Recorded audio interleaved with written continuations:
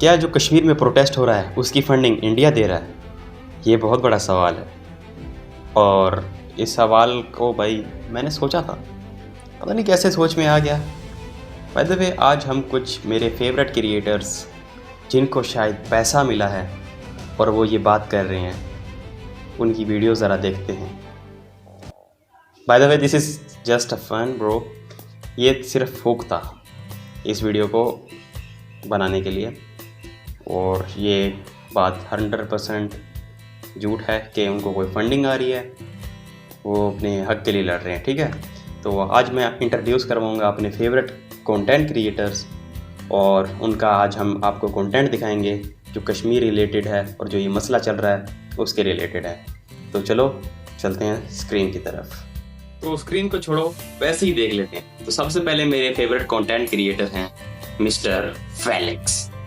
तो अगर आप भी उनका कंटेंट देखते हो तो कमेंट में बताना, और कमेंट में लाजमी लिख के जाना आई स्टैंड विद कश्मीर, और लाइक सब्सक्राइब कर देना। और मिस्टर फेलिक्स भाई, ये कंटेंट आपका है और आपने अच्छा काम किया है, तो हम बस उसको रिव्यू कर रहे हैं। तो चलो वीडियो देखो। ये कश्मीरियों को आखिर मसला क्या है, आओ समझते हैं। कश्मीर में सिर्फ इलेक्शन क्राइसिस नहीं चल रहे, बल्कि मसला बहुत आगे जा चुके हैं। आजकल जो आप ये प्रोटेस्ट देख रहे हो, ये अचानक से शुरू नहीं हुए, ये कई सालों का मसला है। इन प्रोटेस्ट का मेन रीजन महंगी बिजली, महंगा आटा, पॉलिटिकल राइट्स और मोस्ट इंपॉर्टेंटली असेंबली की 12 सीट्स और कश्मीरियों को अपने ही रिसोर्सेज पर हक ना मिला है। कश्मीर के पानी से हजारों मेगावाट बिजली बनती है, लेकिन अफसोस फिर भी वहाँ के लोग महंगी बिजली और लोड शेडिंग का सामना कर रहे हैं। दे आर नॉट सेइंग कि हमें फ्री में बिजली दो, उनकी सिर्फ ये डिमांड है कि जब बिजली हमारे पानी से बनती है तो हमें उसका फेयर रेट और सही से फायदा क्यों नहीं मिलता। अब बात यहाँ पर सिर्फ महंगाई तक भी लिमिटेड नहीं है, वहाँ के लोग एजुकेशन, हॉस्पिटल्स और बेसिक फैसिलिटीज के लिए भी आवाज उठा रहे हैं। गवर्नमेंट का कहना है कि हम आवाम की डिमांड्स पूरी करें, हमने बहुत काम किए हैं, लेकिन आवाम इस चीज़ से डिनाई करती है कि एग्रीमेंट पे साइन करने से कुछ नहीं होता, ग्राउंड लेवल पर वो चीज़ें नजर भी आनी चाहिए। एक और सबसे बड़ा इशू असेंबली की 12 सीट्स हैं। ये सीट्स उन कश्मीरी लोगों के लिए हैं जो पाकिस्तान के दूसरे एरियाज में रहते हैं। अब कश्मीरियों का इस पर यह सवाल है कि जो लोग यहाँ पे रहते ही नहीं, यहाँ की इशूज को फेस ही नहीं करते, वो यहाँ की लोकल गवर्नमेंट को रोल कैसे कर सकते हैं। अब बात करते हैं सबसे बड़े मसले की। कश्मीरियों को पीसफुली प्रोटेस्ट करने का हक उनका अपना कॉन्स्टिट्यूशन देता है। ये उन पर कोई एहसान नहीं है, ये उनके बेसिक राइट्स में शामिल है, लेकिन फिर भी वहाँ के लोगों पर सीधी गोलियां चलाई जा रही हैं। 50 दिन से ज्यादा इंटरनेट को ब्लॉक रखा हुआ है, लोगों को शदीद तशद्दुद पर निशाना बनाया जा रहा है, और वहाँ के लोगों की आवाज को दबाने की पूरी कोशिश की जा रही है, जिसकी वजह से ये मसला बिजली पानी से निकलकर एक वॉर बन चुका है। ऐसे अपने ही लोगों के साथ जंग लड़ने से कोई सोल्यूशन नहीं मिलेगा, बल्कि मुझे लगता है कि इसको पीसफुली बैठकर सॉल्व करना चाहिए और इस मसले का हल निकालना चाहिए। वरना इस पूरे मामले में सिर्फ जाने जाएंगी, वो भी उन आम लोगों की जिनके जाने से ना हुकूमत को फर्क पड़ता है, ना किसी आम इंसान को। कल तक शायद सब कुछ ठीक भी हो जाए, लेकिन जो इस प्रोटेस्ट में मारे जाएंगे वो वापस नहीं आएंगे। भाई मुझे तो समझ आ गया भाई क्या हो रहा है। मिस्टर फेलिक्स ने बहुत ही डिटेल में बताया भाई, मज़ा आया, और साउंड क्वालिटी तो अच्छी ही होती है। और भाई मसला सारा वाज़े हो गया और अच्छे दलील दिए गए कि भाई बैठ के मुतालबा करो, ये हो रहा है।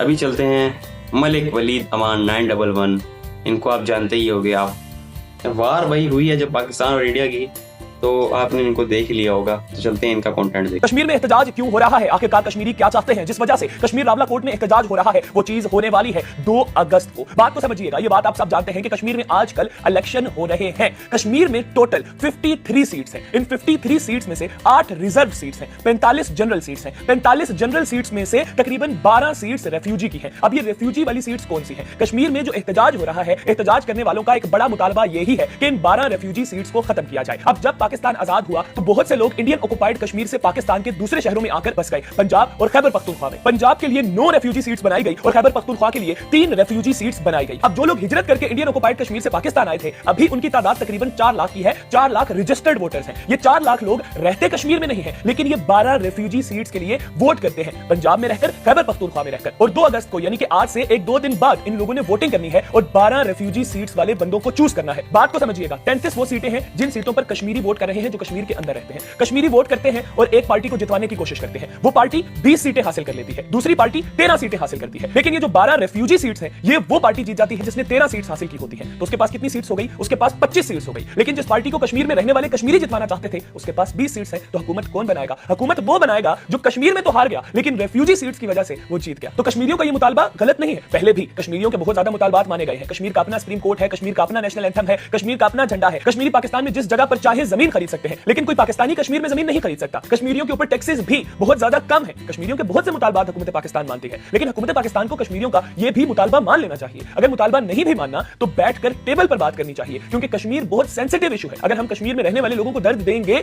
तो उस दर्द का फायदा उठाएगा इंडिया, क्योंकि कश्मीर को लेकर इंडिया के साथ हमारी पहले भी बहुत सी जंगें हो चुकी हैं। शुक्रिया। भाई वलीद की वीडियो देखकर मुझे समझ आ गया कि सीट्स और ये वाला सीन क्या चल रहा है, सियासत क्या चल रही है, और इस हिसाब से तो कश्मीरी सही कह रहे हैं। और भाई ने एंड पर थोड़ा कोशिश की है कि जो कश्मीरी ऑडियंस है उनकी वो थोड़ा मतलब कि समझ सके, क्योंकि मामला थोड़ा क्रिटिकल है। तो तभी उन्होंने कहा है कि भाई टैक्सेस वगैरह थोड़े से कम हैं, काफ़ी मुतालबे माने गए हैं, ये भी माना जाएगा, आप टेंशन ना लो और मामला बैठ कर ही सॉल्व करना चाहिए। तो अभी हमारा नेक्स्ट कंटेंट क्रिएटर है, इसको आपने देखा ही होना है। कश्मीर में हालात ठीक नहीं है। कश्मीर इस टाइम जल रहा है, कश्मीर इस टाइम लहू लुहान है, क्योंकि वहाँ पे जो प्रोटेस्टर्स हैं उनके ऊपर गोलियां चलाई जा रही हैं और काफी ज्यादा जानी नुकसान सुनने में आ रहा है। अल जजीरा की तरफ से भी रिपोर्ट किया जा रहा है। और अगर आप मेन स्ट्रीम मीडिया को देखेंगे तो वहाँ पे आपको जंतर मंतर का जो प्रोटेस्ट है इंडिया का वो आपको देखने को मिलेगा, लेकिन आपको कश्मीर का जो प्रोटेस्ट है इसके बारे में कोई न्यूज आपको देखने को नहीं मिलेगी, क्योंकि ये लोग उनको कवर ही नहीं कर रहे। 2 महीने हो गए कश्मीर में जिंदगी डिस्टर्ब है, ना वहाँ पे सिग्नल आते हैं, ना वहाँ पे इंटरनेट आ रहा है, और वहाँ पे जो बैंक है वो भी बंद है। तो क्या है कि जिंदगी काफी डिस्टर्ब हुई है। तो ये सारा मसला है क्या, ये मैं आपको बताता हूँ। बेसिकली कश्मीर की जो लेजिस्लेटिव असेंबली है उसके अंदर 45 सीटें हैं, जिसमें से 33 जो सीटें हैं उस पर कश्मीर की आवाम वोट करती है, जबकि 12 जो सीट्स हैं वो किसकी हैं, रेफ्यूजी सीट्स हैं, उन लोगों की है जो इंडियन ऑक्युपाइड कश्मीर से माइग्रेट करके आजाद कश्मीर में आए और पाकिस्तान के डिफरेंट शहरों में बस गए। तो जो कश्मीरी है उनका ये कहना है कि अगर तो वो कश्मीर में नहीं रहते तो उनका कश्मीर की सियासत से भी कोई ताल्लुक नहीं है, which is a fair demand. तो कश्मीरियों की काफी डिमांड है, लेकिन सबसे ज्यादा जो हाईलाइटेड डिमांड है वो ये है कि ये जो 12 सीट्स हैं रेफ्यूजी सीट्स, इनको खत्म किया जाए। तो अब कश्मीरियों को इन सीटों से मसला क्या है? बेसिकली होता यह है कि अगर कश्मीरी किसी एक पार्टी को जितवाना चाहते हैं तो इन 12 रेफ्यूजी सीट्स की वजह से वो अपनी पार्टी को नहीं जितवा सकते, बहुत ज्यादा मसले होते हैं। अब अपनी डिमांड मनवाने के लिए कश्मीरी प्रोटेस्ट कर रहे हैं और उसके जवाब में सुनने में ये आ रहा है कि गोली चलाई गई है उनके ऊपर और काफी जानी नुकसान हुआ है, बहुत सारे लोग शहीद हुए हैं, हमारे कश्मीरी भाई शहीद हुए हैं, हमारे रेंजर शहीद हुए हैं, और उसके अलावा पुलिस वाले भी काफी जो है वो शहीद हुए हैं। अब यहाँ पे 2 स्टेटमेंट्स आ रही हैं। एक जो स्टेटमेंट आ रही है वो पुलिस और रेंजर्स की तरफ से आ रही है कि पहले जो गोली है वो किसकी तरफ से चलाई गई,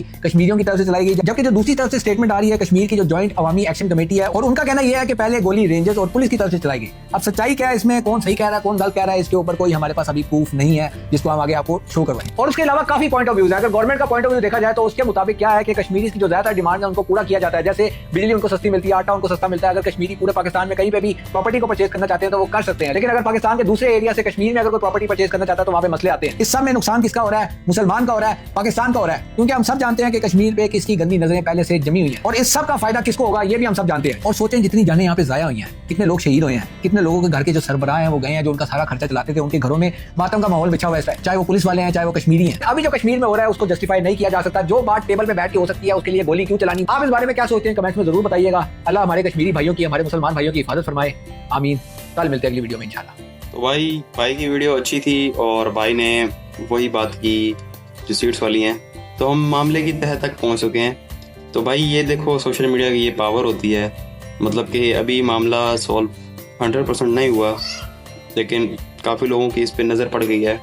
आप ये देखो साइड पे जो फीड चल रही है, मतलब कि बहुत से क्रिएटर्स ने इस पर वीडियो बनाना स्टार्ट कर दिया और उसकी वजह पता है क्या है, क्योंकि एक दिलेर क्रिएटर ने वीडियो बनाई होगी और फिर बाकियों को पता चला, फिर इस तरह सोशल मीडिया चलता है। तो सोशल मीडिया का सही इस्तेमाल करो। और आज के लिए इतना ही, मिलते हैं नेक्स्ट वीडियो में।